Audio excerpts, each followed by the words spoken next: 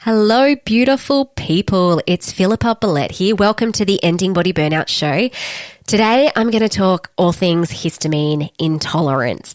Now, I actually did a really awesome webinar last year for Natural Medicine Week, which has been hidden in the back end of our website. And I'm like, oh my gosh, there is so much gold information in this webinar. So I thought I would just publicly release it to all our listeners on the podcast today. And so what you can look forward to hearing is what actually is histamine. Maybe you haven't heard of it. Maybe you have. Some really common symptoms that arise when there's a histamine intolerance are allergy type symptoms is first and foremost what I kind of look out for. So things like itchy eyes, a runny nose, sneezing, congestion, sinusitis, hives, often gut issues present with histamine intolerance as well. So things like reflux, bloating, pain, alternating bowel motions, and also neurological issues. So sometimes anxiety, fatigue, insomnia, and even things like headaches and joint pain can actually be part of a histamine intolerance issue. So in the podcast today, we're going to dive into that, what histamine is, how it actually happens in the body, and it does come back to body systems burning out and becoming imbalanced, and we'll talk about the lab testing that we use in our practice to identify these body system imbalances, and also looking at the deeper root causes of histamine intolerance. And I'm going to gift you with a low histamine diet. So I'm going to take you through how you can actually use a low histamine diet, first and foremost as a test to see if you do or don't have a histamine issue. And then also, if you do, how you can actually use it to implement it into a holistic approach to addressing a histamine intolerance. So much gold information that is going to drop on the poddie today. I've navigated my own histamine issues as part of my own ending body burnout journey. And I would actually say close to 50% of our clients have a histamine issue when they first start working with us, which is pretty crazy. It's not often why they come to us in the first place, but it's a common condition that arises at some point when you're experiencing a lot of stress, overwhelm, addictive doing, people-pleasing, perfectionism, which is kind of like the characteristics that we tend to work with. The people that have these often end up with body burnout symptoms. And so you'll soon find out why this is the case on today's show. So let's dive into all things histamine intolerance.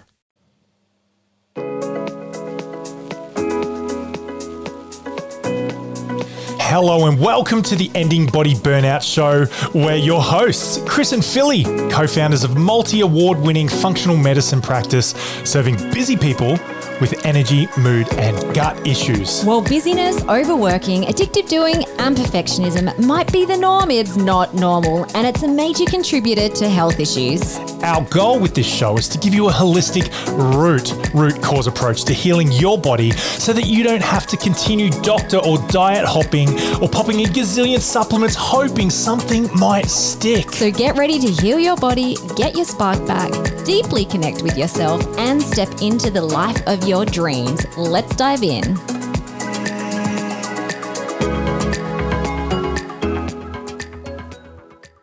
Okay, so why are we even talking about histamine intolerance? Well, I would love you guys to get your fingers nice and warm and actually put into the chat box why you're here today, because again, this is going to help me to present the information better for you. So if I've got a few questions in there. If everyone can use the chat box, why are you here today, or what do you want to know? Or if you know that histamine is an issue for you, or if you have, joined this webinar because I've been talking about some of the symptoms, how is it affecting your life? So answer 1, 2, 3, or all 3 of those questions in the chat box would be awesome.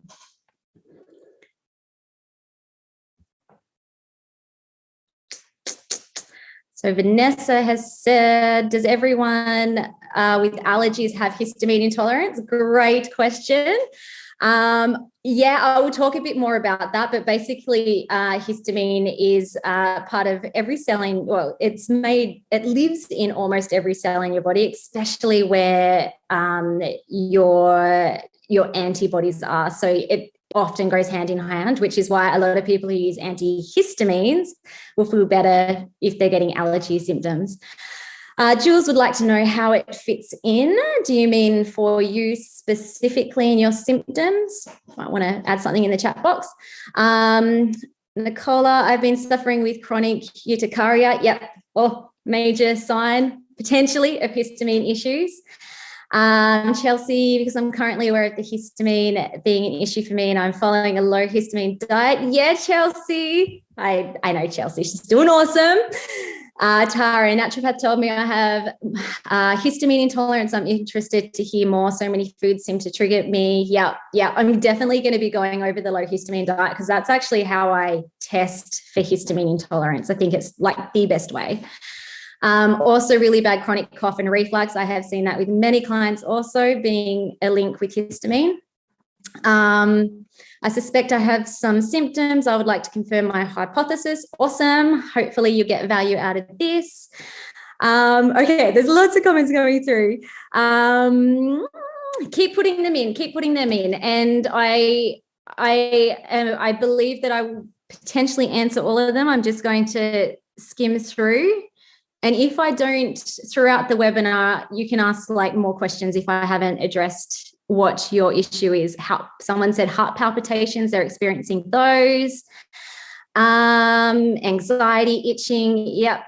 Exercise, I'll talk about exercise and histamine because that is very interesting link there. Red wine, reacting to red wine, yes, that can be a trigger. Any exams that can detect intolerance. I'm guessing, Amanda, you're talking about maybe tests, and I will talk about that a little bit later. Awesome. Okay, yay. Eczema is a symptom. Yes, it can be. Okay, awesome. All right. Thank you, everybody. That was great. All right. Well, here are some symptoms. So in the chat box, if everyone else has been following along, you would have seen that there a lot of people have been saying, I've been experiencing this, I've been experiencing that. So these are some of the main symptoms. And this is also why I wanted to run this webinar, because as you read through all these, headaches, migraines, asthma, itchy skin, puffy eyes, swelling, facial flushing, hives, hay fever, nasal congestion, runny nose, cough, insomnia, fatigue, irritability, confusion, palpitations, racing heart. Whoa, I probably needed more dot points there. Anxiety, panic attacks, abdominal pain, gas, bloating, premenstrual cramps. Sorry about the typos there. There is a lot of symptoms that can be related to histamine. So it gets really confusing when you're like, well, I'm getting like maybe 2, 3, maybe all of those. Is it even a histamine issue? And that's why I really wanted to put this webinar on, because it's a really confusing thing to try and work out. But if you discover that you have histamine intolerance and you know how to address it, it can literally change your life. And I'm not being dramatic about that, because for some people, they are, it's not just the health issues that they're experiencing, but it's how it's then impacting their life. So in our clinic, we're really passionate, very good at addressing energy, mood, and gut issues. And, histamine can be part of that for sure.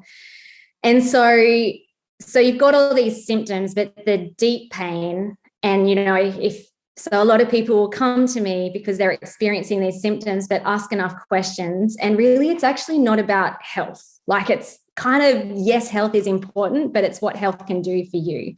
So if you're struggling with these symptoms and these health issues, if you have histamine intolerance, or even if you don't, but you're getting all these issues, you don't have to write it in the chat box, but just have a little think in your head. Are these things or are these work issues holding you back? So I find that a lot of people start struggling to work, or, if you're running a business, if you have your dreams around career and goals, these histamine issues literally can hold you back. I've had clients who can no longer work anymore because their body gets to a state of burnout that they just can't carry on. And that's going to have a huge impact on your self-esteem, your finances, so much.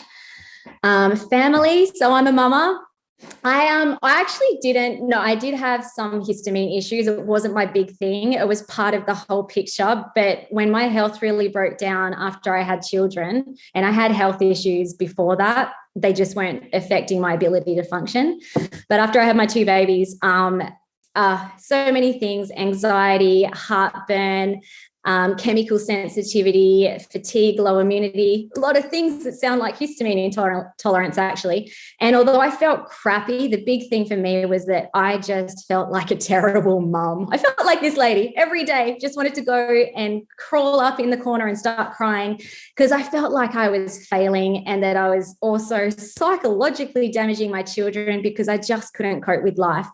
And so that was a big thing for me. So if you feel like you're, in that space, it's crappy, but there is a way out of it. And sometimes feeling that pain is enough to actually take the plunge to make the changes that you need to make to heal your body.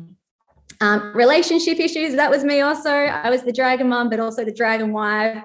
Everything my husband said to me, it was very personal. And so there was a lot of contention in our relationship to the point of we almost got a divorce. And so again, that was a tipping point for me that, holy crap, if I don't fix my body, where am I going to be? Like, I'm literally going to lose not just the things that I love, but the people that I love the most. And life, can you do the things that you want to do, that you love to do when you're in that state of burnout? And like for me personally too, I just felt I lost joy. I was a very creative person. I now have that creativity back, but I just lost all creativity. I didn't feel like laughing or smiling. Like, it was really, really dismal, and life is not supposed to be like that. So these big, deep pains are why I do what I do, not just so I can help you to heal your body systems, but so that you can live the life that you want to. And so our ending body burnout solution, so what I mentioned before, it's all about getting to the root causes. It's not enough just to do a diet or take some supplements, which is, what clinical nutrition is all about, but it's really tapping into those deeper root cause issues that are, often at an emotional, mental, behavioral, environmental level. And then the payoffs when you can do that is you're going to have more health, more vibrancy, more productivity, and feel deeply connected, not just to the people that you love, but to yourself. And that's what we love working with people too, because if you ask the question deep enough or ask the deep questions, a lot of people who are very burnt out, sick, their body's inflamed, just don't love themselves. And that's absolutely a whole nervous system and the way that they think, feel, and then behave. Okay, so let's get into histamine. Welcome to the people who've jumped in. You haven't missed much, just me babbling on about like how passionate I am. So if you don't care about me and you just want to know about histamine, you haven't missed much. Okay, so sorry, I'm trying to not have heaps of words on slides, but I kind of needed to put all this in. I probably could have made it into 3 slides, but basically histamine is found in almost all of your tissues in your body. And that becomes really significant when we think about all the different symptoms that histamine intolerance cause, which I'll talk about in a moment. So someone mentioned before about like, is allergies and histamine connected? And so yes, they are, because histamine is produced and stored in your mast cells and also your white blood cells. And so these are areas that are part of your immune system. So histamine is kind of like your first line of defense. It's there if you're triggered by some sort of allergen, whether that's pollens or food. There are lots of other ways, though, that you can produce histamine. And most of the histamine, or the higher amounts of histamine that is stored in the body, is around your nose, mouth, feet, gut lining, and blood vessels. So if you think about that, then you can probably see, it's like, okay, so like itchy nose, runny nose. Oh, that makes sense if your nose is like producing heaps of histamine. Gut lining as well. So a lot of people who have histamine intolerance start developing gut issues, whether that's reflux or bloating or alternating bowel movements. That's very common. Now, histamine isn't bad. Histamine is amazing, and it keeps your body functioning. So it literally like supports your heart rate and your gastric acid production, supports your appetite. It helps to produce your hormones. So histamine is not bad. it's really important to the body. It just becomes an issue when your bucket load of histamine gets too high. And I want to talk about like reasons why that happens, because they are some of the root causes. Okay, so, sorry, I'm just reading the chat box just to make sure I haven't missed anything. Marion asks, yes, slides will be available after the webinar. Yeah, give us a couple of days. Amanda also said, what came first, gut issues that led to histamine intolerance or the other way around? I will talk about that in a seckie. Okay, so roles of histamine. So I won't go over like specifically all of these, but in terms of where histamine is in the body and how it supports different functions in the body, it's very important for skin, for your respiratory system, for your heart, and for your womb for women. Really important for the immune system, your GIT, so that's your gastrointestinal tract. Even important for your neurotransmitters, so that's your brain, which then makes sense as to why some people start developing anxiety when they have histamine intolerance, and very important for your immune system. This is, I don't know if I can blow this up so that you guys can see this a bit easier. I won't go into like the little itty bitty details, but this is how like histamine literally affects every part of your body, which is why when I brought up those symptoms of whatever it was, 20 main symptoms of histamine intolerance, it wasn't all just gut, and it wasn't all just like allergy responses that you would expect to see if you have an allergy trigger. It's like everything. So if we have a look around this circle, oops, oh dear. So it can affect your central nervous system, which then can lead to things like headaches and nausea and vomiting, your circadian rhythm. So that's even like affecting your sleep. It can cause you to feel vertigo. And then if you look down here, it's cardiovascular system. So that can cause hypertension, anaphylaxis, arrhythmia. So someone mentioned heart palpitations, which is really interesting because a lot of people are like, oh, heart palpitation. Do I have a heart disease or is that an anxiety attack? You know what? Maybe it's just a histamine response and your body's kind of psyching out a bit. Skin. So someone I think mentioned eczema, skin issues. So definitely you can start developing like full-blown eczema or dermatitis, or you might just notice a flushing of your skin. If anyone's drunk wine before, you can pop in the box. Have you ever had like that flushing experience? That could be a histamine response to wine. Anna, wow, my mom has had a lot of these as well. Yes. Oh, Anna, maybe it's like something in the family. Respiratory tract. So again, this is like nose, sinuses. A lot of people will develop like sinusitis, especially if it's chronic all the time and it's not just kind of like hay fever season, or if you're sneezing a lot, they're quite common. Uterus. So this is really interesting. And one of the root causes actually is that if your body produces too much estrogen, it can cause histamine intolerance. And so histamine is produced in the uterus as well, which then can cause this like estrogen excess, but it can also literally affect your period, whether it's heavy, painful, PMS, it's all connected. Gut stuff, so stomach ache, cramps, diarrhea are all quite common. Heartburn's not there, but it is just like a major inflammatory response with histamine. That was a big one for me, actually. And again, I didn't have major histamine issues, but when I was feeling very inflamed, went on a low histamine diet, and it's like, oh, wow, 2 weeks of absolutely no heartburn when it was like a daily occurrence. All right, so that's that slide. Feel free to ask any questions if you have any questions about that, but pretty interesting stuff. Okay. Oh, and someone mentioned about exercise. So I put this in because it's not necessarily that exercise is part of your body systems, but there's research to show that histamine is produced when you're exercising. And I had a few clients a while ago, a couple of years ago, who were like, yeah, we worked out that they had histamine issues. And then they're like, I get really itchy when I exercise. And there was another lady who said, yeah, every time I exercise, my body throbs with pain. And then I came across this article. This is actually I came across this during an ATMS webinar. And I'm like, well, that makes sense. While those people one lady said, I'm allergic to exercise. And it can feel like that if your body's already has too much histamine in your system. Add in exercise and you're producing more. Marion asked, how do you know when those symptoms are due to histamine or other health issues? That is where we need to connect the dots. So everyone is different. Not everyone has histamine intolerances. And that's where you could take something like anxiety, for example. It could be a histamine issue. It could be adrenals. It could be Candida, it could be a detox issue. There's so many different things. So in functional medicine, like premise is test, not guess. So actually use diagnostic tools to work out exactly what is causing your symptoms. Hopefully that answers your question.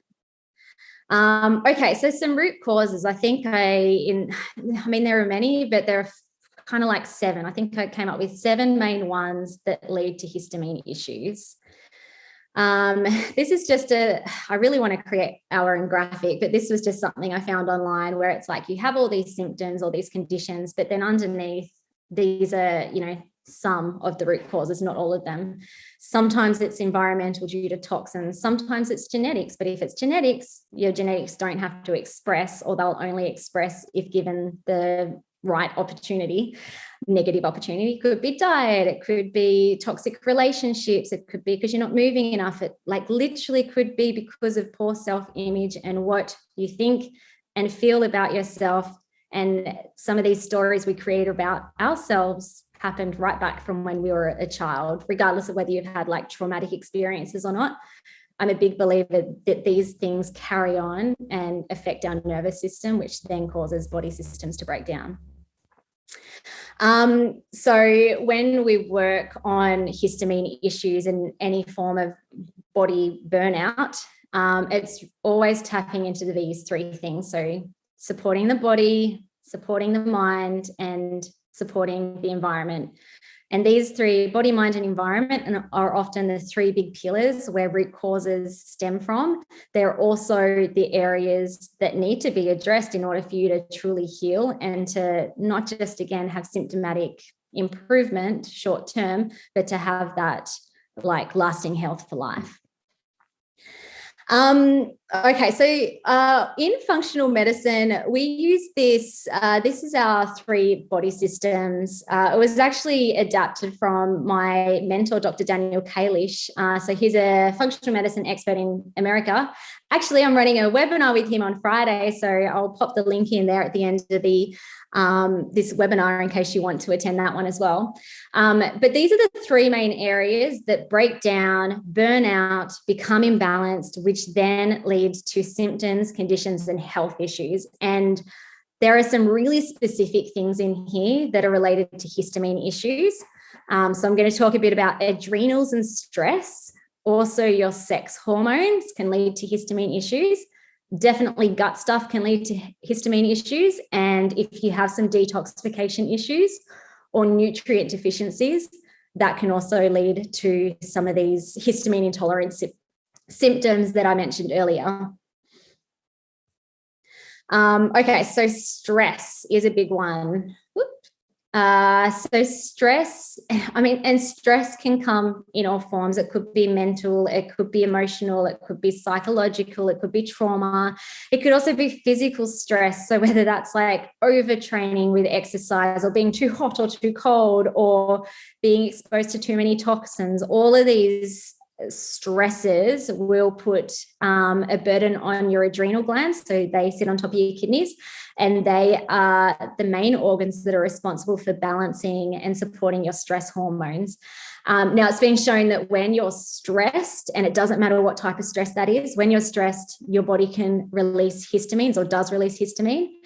So if you're chronically stressed or chronically in stress or going through fluctuations of stress, your body could, your bucket load of histamine could get too high due to that stress. I guess a couple of people asked about like testing and how do you know? Well, actually, around histamine, so there are different tests that you can test to see if you actually have histamine build up in your system. There's a blood test. I don't love it though. I used to run it. It was very expensive, like $500, and it just wasn't reliable in terms of how people responded when they took high histamine foods out of their diet. So when I test for histamine intolerance, it's not very scientific, that side of things. I literally use a low histamine diet as a test because people have dramatic results, or at least some improvement if there's histamine issues when you're using a low histamine diet, which I'll chat about later on. In terms of like what are then the root causes, that's where the testing comes into it. So I'll be testing your adrenal glands. Is that an issue for this person? Their cortisol is no longer being produced. I mean, it's producing a bit because you're alive, but that is an example of adrenal fatigue where your cortisol levels are just flatlining. They should be nice and high, hugging this top end of the green range if your adrenal glands were functioning really well. So that's a sign that someone is under chronic amounts of stress, and it could be then affecting cortisol. Well, it is affecting cortisol, could be affecting histamine issues. So estrogen excess, as I mentioned earlier, estradiol increases production of histamine. Now, again, if your body's nice and balanced and your hormones are fluctuating as they should, it wouldn't be an issue. So, oh, yay, I just read a comment. Chelsea said, I felt 99% better after just 24 hours of being on the low histamine diet. I couldn't believe it. I know, that's what I mean by it's life-changing. 2 weeks on and my energy is off the charts. My mind is clearer. Awesome as. That's so cool. Okay, so now for Chelsea's goal is now to address the root causes because you don't want to stay on a restricted diet for the rest of your life, but that is a perfect test to show that for Chelsea there's histamine issues. Okay, so back to estrogen. So yeah, if you're balancing your hormones, when you produce estrogen and that spikes at day 14, if you're on a 28-day cycle and you release an egg, your body would just clear any excess estrogen and also histamine. So it will become an issue if your body's not producing your hormones appropriately. And sometimes, again, that can come back to stress because stress will actually suppress your progesterone, which then can lead to an estrogen buildup or an imbalance of those hormones. Detox issues are probably the number one cause for estrogen dominance, however, and I'll talk a bit more about detox pathways in a seckie. Ruby asked, how do we combat unavoidable stresses? Yeah, so that is a really big question that probably needs like a whole day workshop. And it's levels as well. So when I talk about root cause levels, like top level is, well, let's recharge your body systems because that's going to give you more capacity. So, it could be, okay, let's, if you have adrenal issues, then let's support your adrenal glands with, diet and specific supplements. But then as you continue going down, so that's good. Like if you're a carer, for example, maybe you have an autistic child or you're caring for a dying parent or something like that. That's pretty full on. And so, having that support is going to help you. But then it's also how you respond to stresses. So reducing any stresses that you can, and then working out what you can control. So a lot of people have unnecessary stress and anxiety because they choose to concern themselves about stresses that are outside of their control. And so, just coming back, doing some reflection, thinking about what are some stresses that I can control. So if we're talking about estrogen, for example, it's like, well, can you ditch all your toxic skincare products? That's going to help reduce toxins. It's going to help your liver. That's a stressor. If you're in a relationship that you can get out of or, work towards getting out of or work towards fixing it, is that within your control? At the end of the day, we can only really control the way that we think and feel. And so that's a big part of like our ending body burnout method is regardless of what's going on in your life, the crap that goes on, you can find your own inner peace, which then is going to help support your body systems to function properly. Vanessa asks, what about menopause? Does that make histamine intolerance more likely? It depends. It depends what your hormones are doing. So if you go into menopause, again, with like nice balanced hormones, what will happen is your sex hormones actually deplete and drop down, and then you stop bleeding. That shouldn't be an issue. If you're going into menopause, though, with that imbalance where there's not enough progesterone, too much estrogen, then yes, it can definitely cause a bit of a bombshell when you enter menopause, because things get a bit more stressful inside your body when your hormones are trying to adjust for menopause. Nicola, everything you're saying so far is me. Can't wait to start the diet. Awesome. Okay, so this is just an example. There's different ways that you can test your female hormones, but this is something that I love doing, a 28-day female hormone cycle. So if you go to your GP, and again, like fine if you do this, but most GPs will just test, like do a one blood sample. And although that gives you a good snapshot, sometimes it can miss a whole heap of other crappy stuff that's going on in your cycle.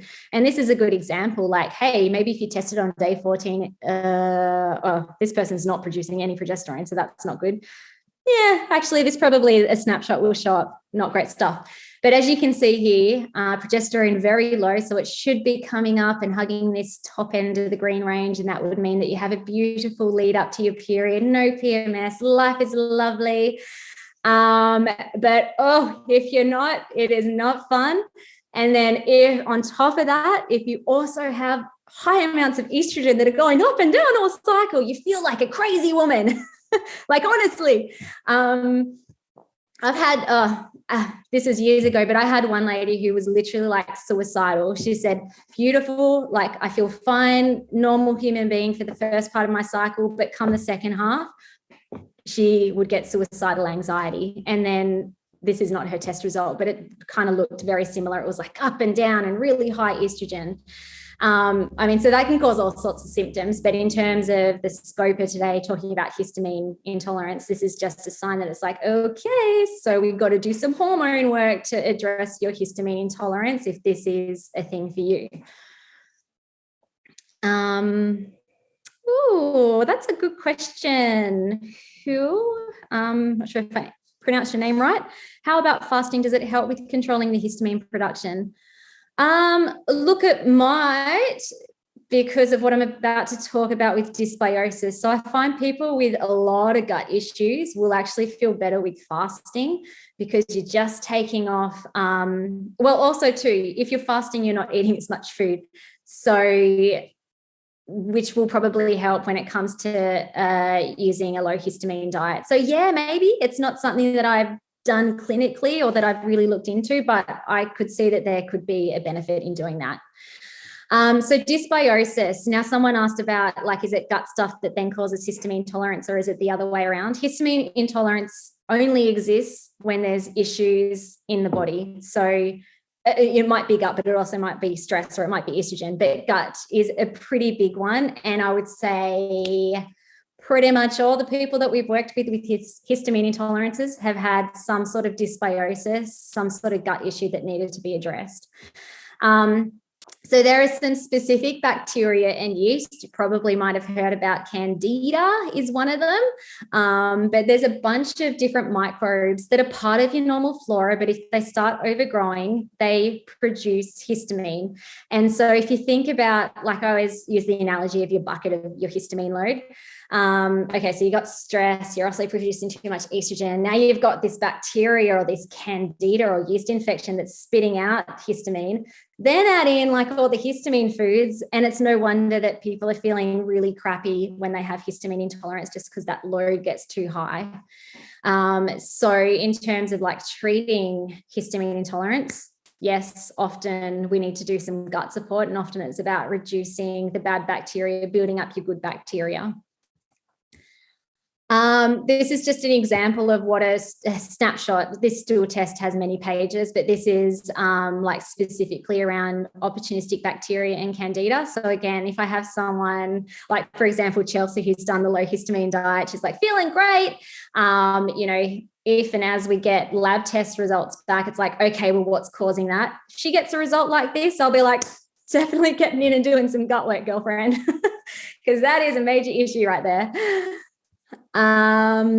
Okay, enzyme deficiencies. So enzyme deficiencies can also cause histamine intolerance.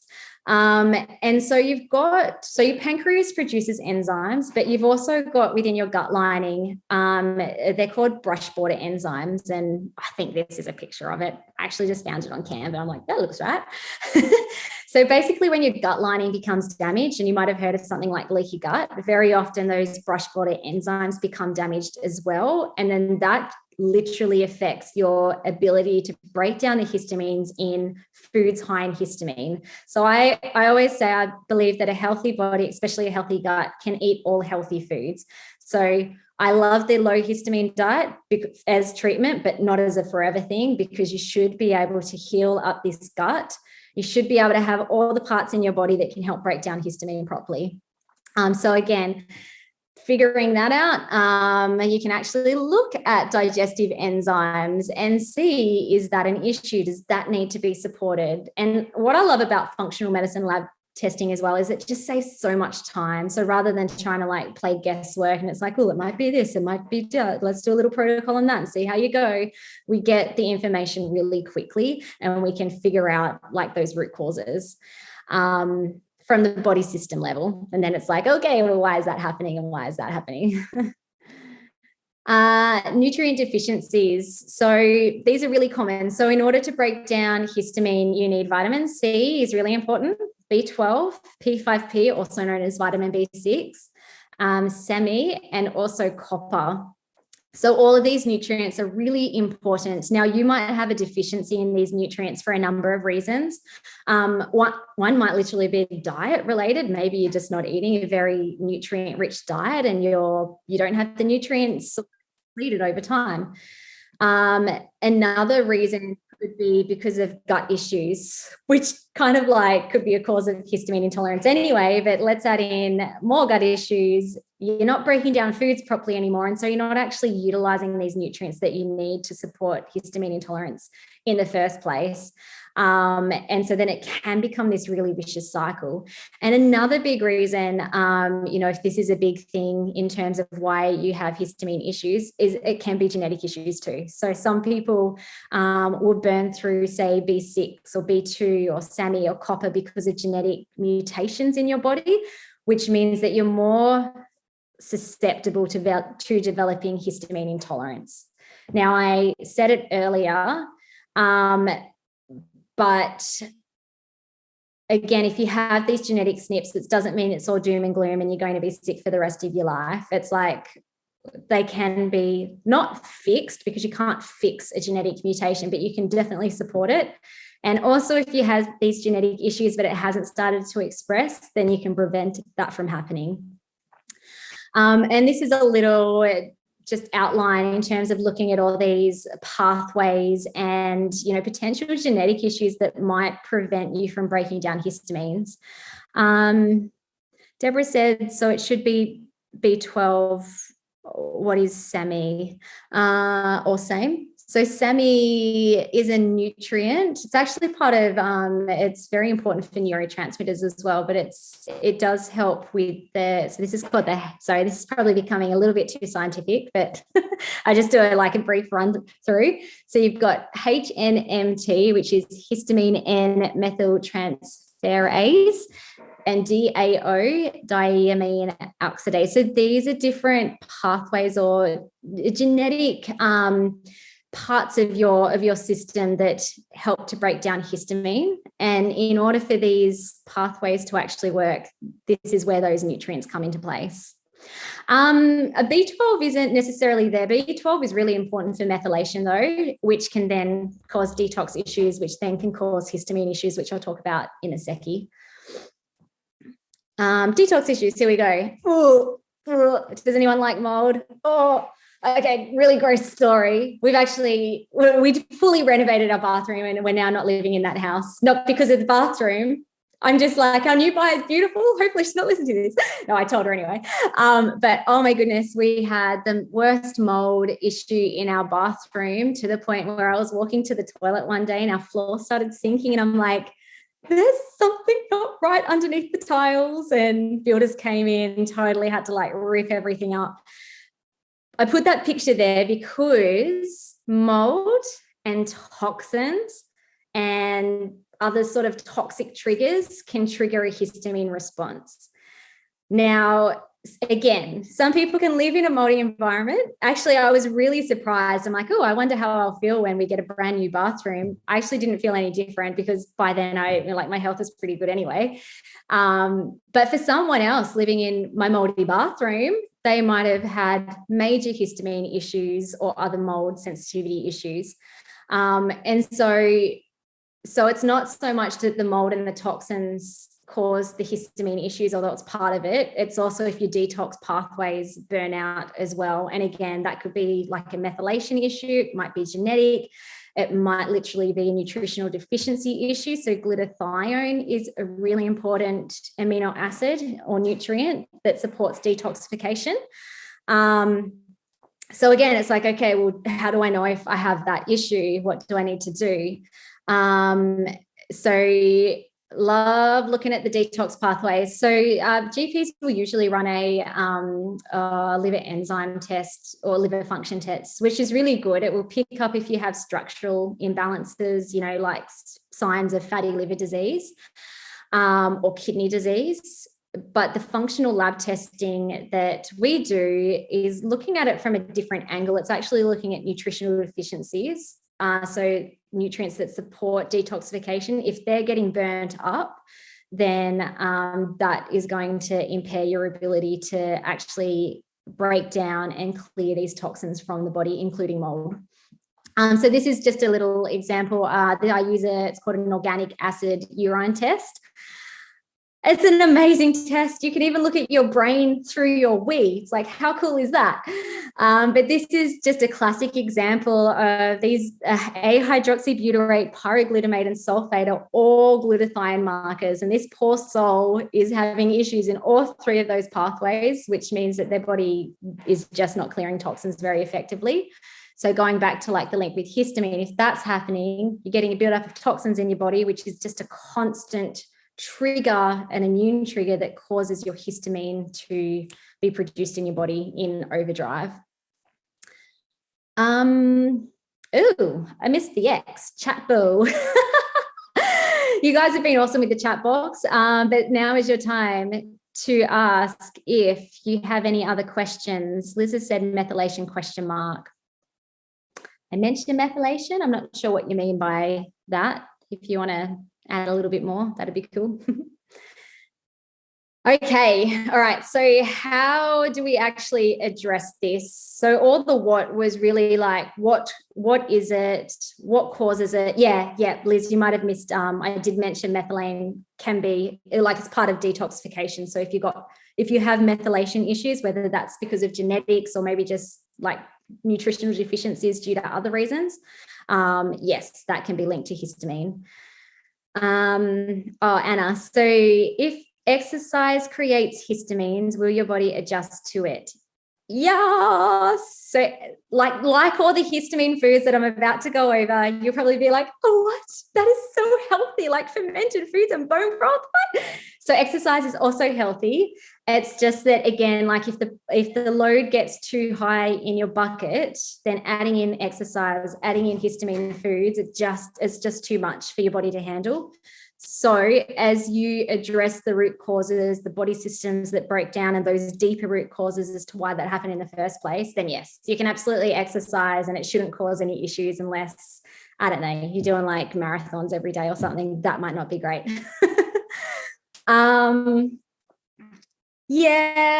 People with the MTHFR, so Vanessa asked, do you find people with MTHFR gene are more likely to develop histamine intolerance because of methylation issues? I do find that people with that gene are more susceptible to just developing anything, really. And again, it's not all doom and gloom. You can't live life the way that you want to. It's more that like those root causes need to be addressed and your body needs to be supported very robustly in order for you to be able to switch on your genes so that they can work properly. But yeah, it is common. I haven't gone into mast cell activation, which is kind of like histamine intolerance times 10, but MTHFR gene is commonly associated with that as well. Okay, so how do we do this? Yeah, so what you want to do is you really want to figure out, okay, so first of all, I probably should have rearranged this. So first of all, like what I would do with a client where I'm like, ooh, reacting to eggs and exercise and a chocolate. I'd be like, okay, let's do a low histamine diet. So that'd kind of be like step one. I'd put that at the end because I wanted to go over that at the end. But that would be step one, just to even like rule it in or out. Your body responds really quickly to it if you do have a buildup of histamine in your body. And then if you do the diet and it's like no change to my symptoms, it's like, cool, scrunch that diet up, chuck it in the bin, and you probably don't have histamine issues. And so then you've got to continue digging and figuring out what's going on. If you do the diet and things change for you, and look, it might not take away all your symptoms. Like for some people it does. For other people, they feel 50% or even maybe 25% better. That's still enough information from your body that you have a histamine intolerance issue that needs to be addressed. And sometimes people do the low histamine diet and have no change, but then when they bring all the foods back in, they have a major flare up. So again, they're kind of like the things that I'm looking out for, just to say, is this an angle that we should be going down? And then once that is, I am a big fan of test, not guess. So it's like, okay, let's figure out, let's look at top layer first, body systems, and then figure out what body systems are out of whack. So in terms of histamine, it's like, is it a stress adrenal issue or maybe even a brain issue? Are you producing too much estrogen? Have you got nasty pathogens that might be producing too much histamine?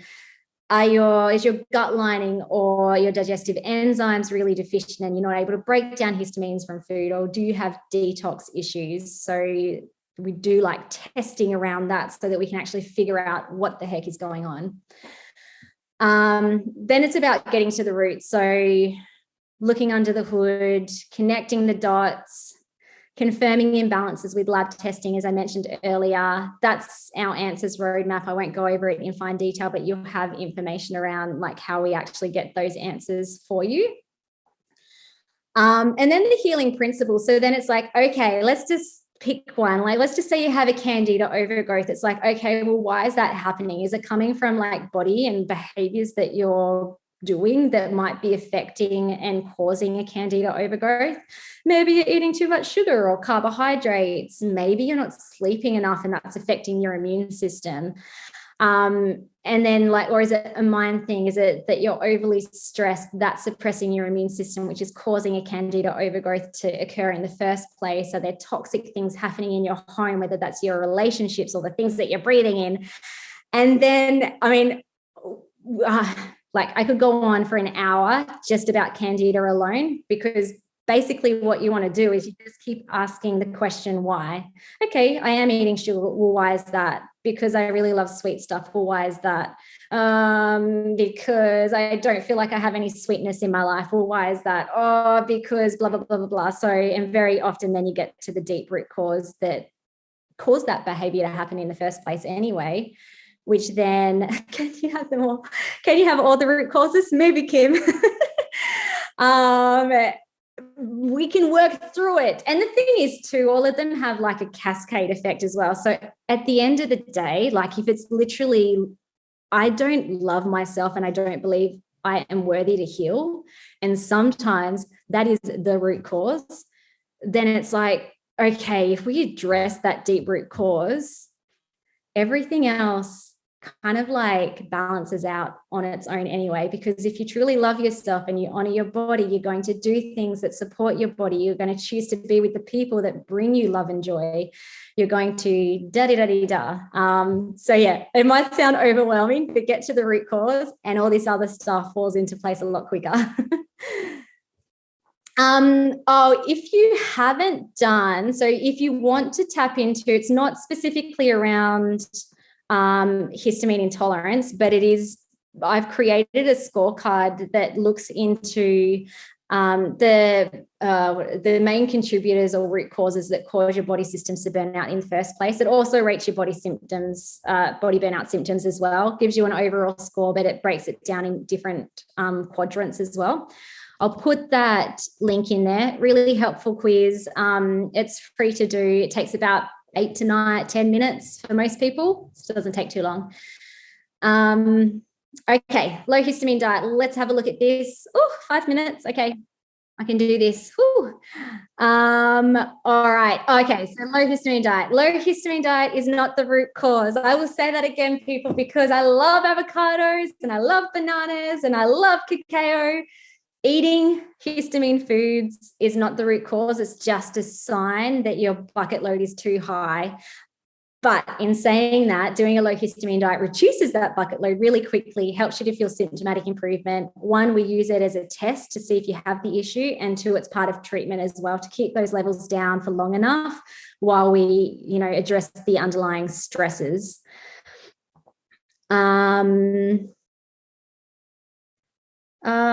Privacy data use around participant data for the test. Is that the scorecard test that you're talking about or functional lab tests, Liz? Tara said, I'm so happy you said that. Cacao is life. If it's the scorecard, I have access to that. My team does, but it's pretty secure. If you're really concerned, you can put in a fake name. You don't have to put your phone number. You probably want to put your email address because you'll get a report for that. And definitely when it comes to functional lab testing, definitely everything is private and confidential. All right, so low histamine diet. I will actually just unscreen share that one, and I'm going to screen share the booklet that I will give you guys access to on our website, which will just be for the registrants today. So in the booklet, it talks about what histamine is, da-da-da-da. I thought I would just jump right down to what it actually looks like. Is a low histamine diet completely new to anyone, or everyone kind of like join this webinar because you have a bit of an understanding in terms of histamine intolerance?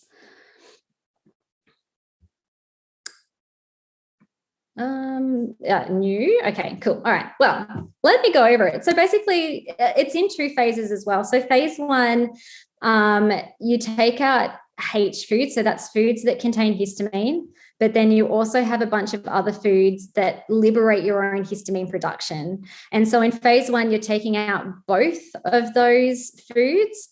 But when it comes to bringing the foods back in, that's where you start bringing in histamine liberating foods because they're usually the less problematic ones.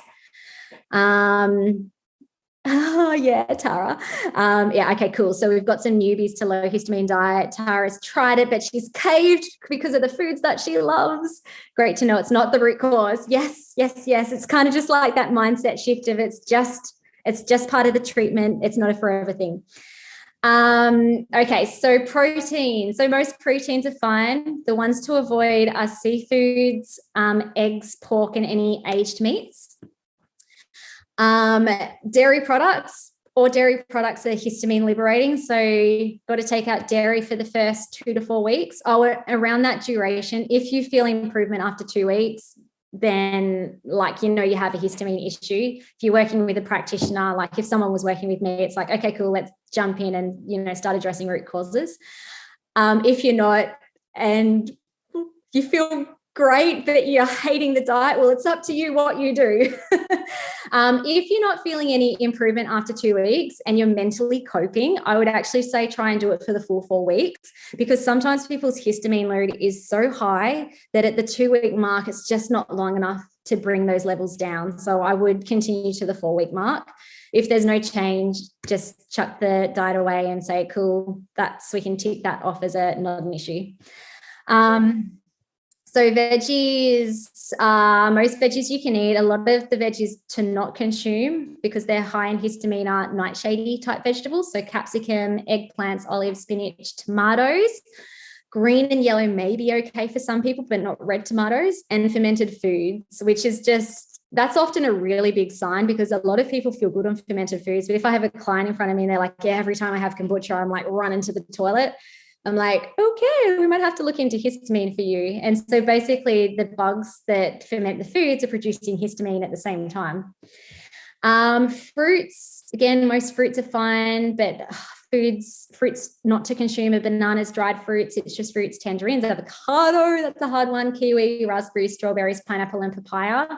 And if you kind of look at this, like it's really hard to know if you have a histamine issue because a lot of people just generally eat all this food in your normal diet, especially if you're eating healthy. And that's also a big little question mark or a big sort of like stick my antennas out is if I have a client and they have been eating, you know, like a processed diet, and then I get them to first, it's just like initially like when it comes to nutrition, I'll usually just say, okay, let's just like ditch the processed food. We're not going to do anything crazy. It's just like to start eating more whole foods. And a lot of people will start eating more scrambled eggs for breakfast and nuts and seeds for snacks, you know, more fruit, more veggies. And if someone comes back to me after eating healthy from eating a processed diet and they feel worse, then I start thinking about histamine issues as well. Grains. So really it's just avoiding gluten containing grains. All other grains and starches are fine to consume on the low histamine diet, which makes it a bit easier because there's more variety. Legumes, soy, green peas, red beans, sugar snap beans, and sweet peas are all high in histamine. I had a lady and she's like, oh my goodness, yes, every time I boil up those frozen peas, I get really itchy and come out in welts. And I could never work out what it was. And I'm like, it's the green peas of all things. What the heck? Soups. So, I mean, most homemade soups are fine, but bone broths, or if you're slow cooking meals or making like long, slow cooked soups, you don't want to cook them any longer than 2 hours because the longer that you're cooking something, the more histamine is being produced. And same with leftovers. So if you are big on meal preps, you know, and that helps you to eat healthy, which is great. If you're putting things in the fridge and they're sitting there for like 2, 3, 4, maybe even 5 days, the longer that they're sitting in the fridge, the more histamine is being produced. So when you read through the ebook, when you get access to it, I do actually talk about that. So if you're going to do this and you are someone who meal preps, you'll need to freeze everything. That's a bit annoying, but freeze everything, pull it out on the day you're going to eat it, just so that it prevents the histamine buildup in the food. Beverages, all of them except for herbal tea or water. So no green tea, coffee, kombucha, alcohol, sweeteners. I try and just keep it pretty minimal with the sweeteners because again, often there's like candida issues going on with histamine issues. So just sticking with stevia, organic honey are usually the safest ones to do while you're doing this trial low histamine diet. Oh, Marion, how do you treat someone with a histamine issue? That is a complex issue. I might come back to that one at the end. Tara, no wonder I haven't been able to note it down as a meal prep lot. Shall be freezing now. Yeah, actually, that was a big one for me. Tomatoes was a big issue, but even now I have to kind of be careful of how long it's sitting in the fridge because tomatoes high in histamine, but then the longer it's sitting in the fridge, it just becomes this potent mess of histamine. And so it can cause a lot of issues for people. Nuts and seeds. This is a hard one. This is probably when I did this low histamine diet, this is the hardest thing for me because I love my cashews and all sorts of nuts and seeds. And so the only ones you want to consume is macadamias and coconut products. Condiments, pretty much, you know, if there's anything fermented, things with soy, you want to avoid. There's some extra condiments, allspice, cardamom, cinnamon, cloves, and nutmeg. Are ones to avoid. That was actually really hard as well because I just love flavor in all things. And they're just, as you have seen when I've been going through this as well, like there's a lot of healthy superfoods in here, which again can make it really difficult to work out if you have a histamine issue, if you're eating healthy. And then fats and oils. So most of the usual ones that people consume, butter, coconut, flax, ghee, grapeseed, olive oil, MCT oil are fine to consume. You just want to avoid anything with soy or like a nut-based oil. All right, so that's what you do for 2 to 4 weeks. Any questions about that? In phase 2, Look, even if you're not working with a practitioner, you can move to phase 2. Sometimes people just need a little reset if your histamine issue isn't too bad. And then you can start just gradually adding foods back in without any issues. So you could go ahead and do that. If you want to work with someone, that's probably the best way. Or if you're trying to bring foods back in and you just keep flaring up, then you definitely need to start, there's definitely bigger things going on which are affecting your histamine load.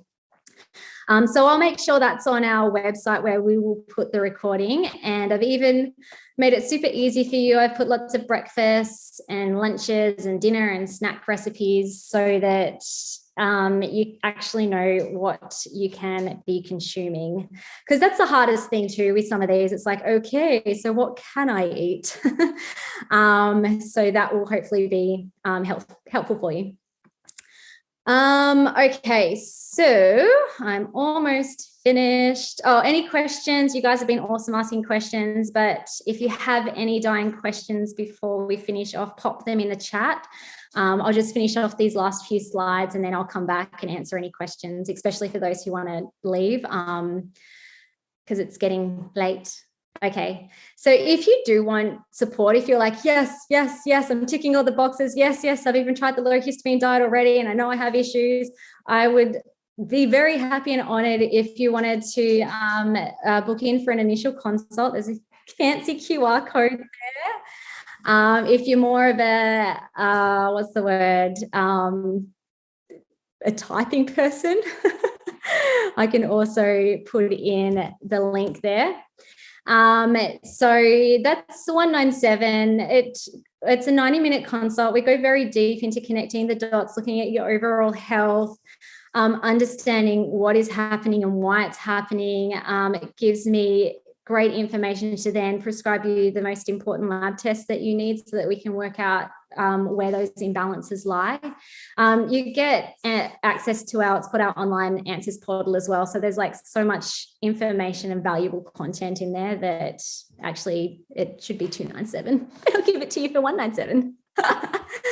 And for every person that books in for an initial consult, we actually give a day's worth of education and safety to Free to Shine. And they're an amazing Australian company that support Cambodian girls to prevent them from getting stolen and sold into sex trafficking.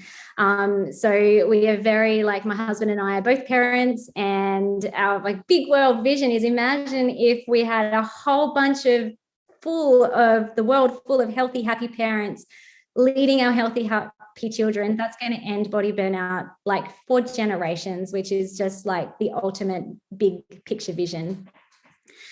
All right. And if you're like, oh yeah, sounds good, but I would like a bit more information, we do also have the opportunity to just book in for a free 15-minute chat so that we can see if we're a good fit and you can answer any questions that you have. And also we have a free Facebook page. It's called the Power Parent Society. You can even join if you're a fur parent or an auntie, uncle parent. Really, it's just about providing you more support with your health. And lastly, on Friday, the 27th of May this week at 12:30 p.m, it's also part of Natural Medicine Week. I'm running another webinar with my husband and also Dr. Daniel Kalish, my amazing mentor. We're talking all about fatigue and the 3 hidden causes of fatigue. We'll go deep into all the lab testing and everything as well. So if you wanted to join that, if this is the first time you've heard about it, I will also pop the link in for that so that you can just jump right in and register. That is also for free. Okay, awesome. Thank you so much, everybody, for coming along. You guys were awesome. Stay tuned for an email that will be sent out with the recording, my slides, the low histamine diet as well. If you want to head off to bed, do your nighttime routine, totally cool. I will just stay around for a few more minutes just to answer some of these questions that are coming through. I'm just going up.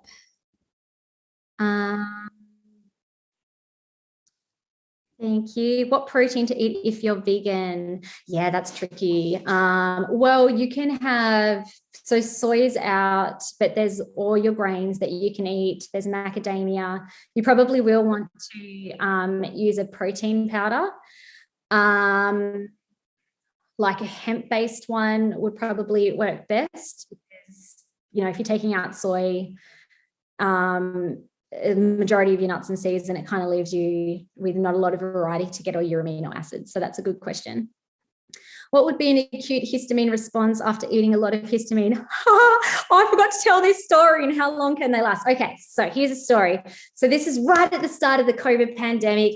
My mom, super anxious about my dad getting COVID because he has like health condition issues, past ones. And anyway, he came up one morning, this is like just the day after the whole lockdown thing happened, in a massive rash, and she freaked out. She's like, he's got COVID. And so they went to the emergency. He didn't have COVID. They didn't know what, they did heaps of tests. They're like, we don't know what's wrong with him. He's not dying, so just taking him home. Anyway, they asked me, they're like, oh, do you know what? And I'm like, well, I don't know. Like, well, that's weird. What has Dad been eating? And so Dad made sauerkraut. He loves his fermented food. And he made a sauerkraut that was fermented for far too long. And he ate the whole jar in like a day. I don't know why he did that. But anyway, so that would be something that would happen. But a lot of people, like itchiness is really common. Kind of depends on where your weak spots are. For some people, it's all gut. It's like bloating, diarrhea, heartburn. For other people, like for me, I would feel like my skin was getting oily and tickly, really weird. But that was a big thing when I had dairy as well. But if my histamine load got too high, I would feel like that. Sometimes after like chocolate. Have all the symptoms of histamine intolerance. Oh, I have all of the symptoms of histamine intolerance, but not the others. Does that mean something? Of H1. Yeah. So sometimes it's just isolated to maybe one bunch of histamine issues. Now, if you're noticing that it's just purely like related to a body system, it might mean that you don't actually have a histamine issue. It might be that you've got specific body system imbalances, which are then causing those histamine issues. Like, for example, there was the neurotransmitter one. Maybe you have anxiety. Maybe it's actually nothing to do with histamine intolerance. Maybe it's because your serotonin levels are depleted, or you've got inflammation of the brain. All those things can be tested for.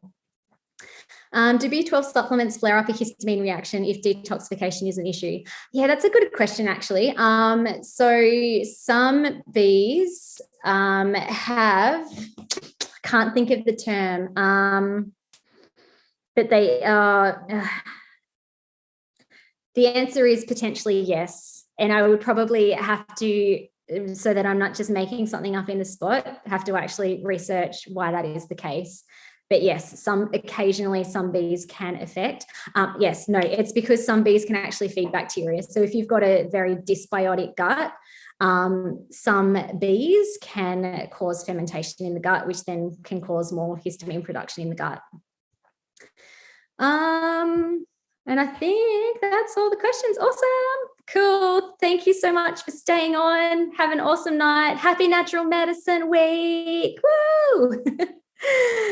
All right. See you guys.